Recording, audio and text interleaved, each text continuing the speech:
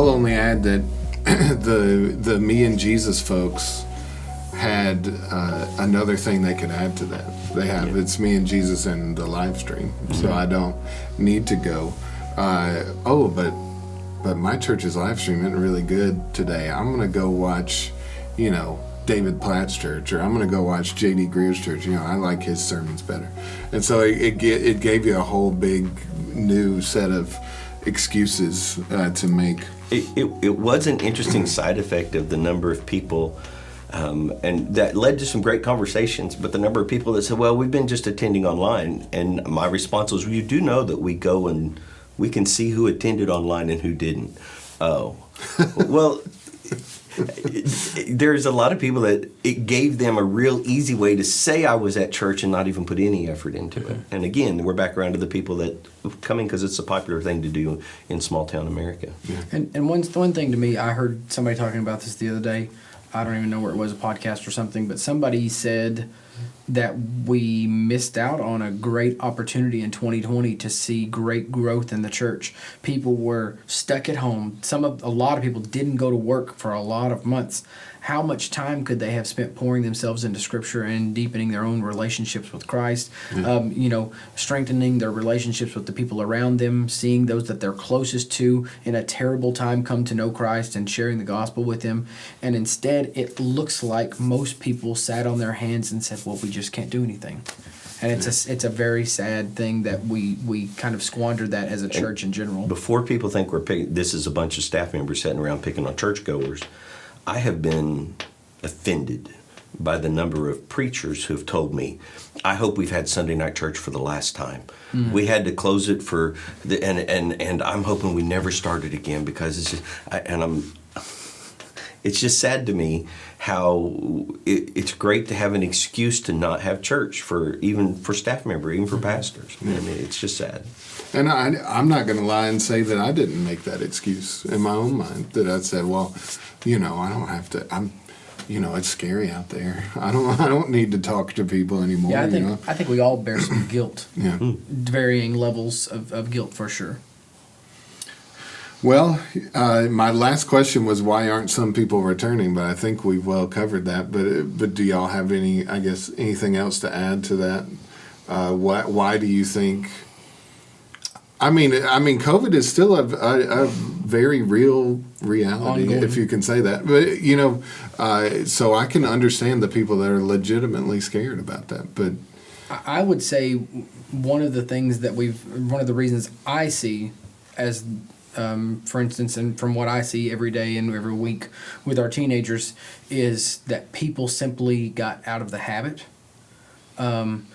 And some people will say that it was more nefarious than that the people finally found the excuse that they needed to be able to drop out of church. Yeah. I almost think that it's not even as complicated as that, because I really think that some people, it was revealed that church was a habit for them.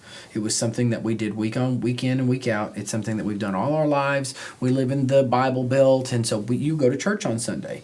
And, well, some of those people did do online attendance for during that time, and I'm not going to knock the streams or anything, because I believe that we will find out in eternity and probably in some statistical analysis later here in the next few years that some great things came out of streaming, that people who never would have heard the gospel, and so I think there's going to be good stuff. But I think some people use that for a little while and then just Sunday morning we'll just probably sleep in and we'll watch it later, and then it just slowly became out of practice and eroded. And I do think that church is a habit that you need to be in the habit of doing, but it's not habitual from the standpoint of it's just something I do. It is a good habit to practice. I'm going to be the jerk in this one. Go ahead. I think there's a lot of people that haven't come back to church because somebody hasn't shown them they're important to them. I think there's a lot of people that sat at home and felt isolated and alone, and the enemy lied to them and told them nobody cares that you're not there. And the church hasn't done anything to disprove that. Now, I know it's hard because it's COVID, and how do you visit? Some people don't want you knocking on their door. I'm not saying I have an easy answer to that, but you ask a question, and I think one of the answers to that question is some people haven't returned because they don't feel like the church missed them at all.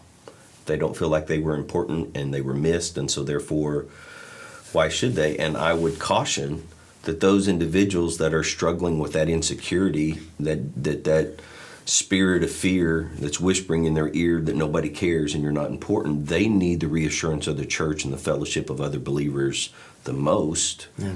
And the church needs to be attentive to that. And so before we sit on our high horse and say, why aren't they coming back?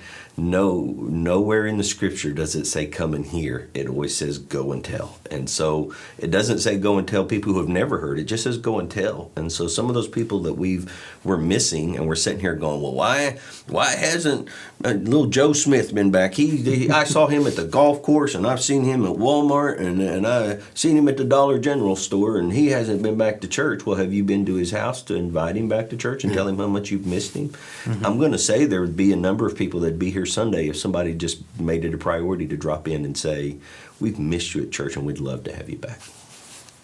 Yeah, well said. I think that's a good note to leave it on, a good positive note, even though it may sound negative because we're asking you to do things. But, don't wait. Don't look into your neighbor's yard and say, man, I really wish the preacher would go talk to him. Go and talk to your neighbor yourself and show them love. And that's all we can do.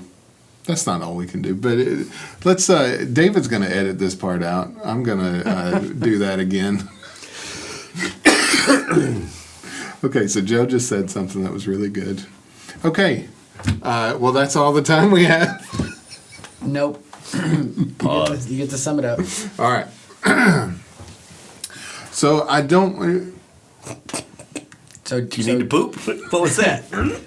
So Joe says okay. that what was the last thing he said? Joe's emphasis was going and inviting those people rather than just saying, "Why aren't you at church?"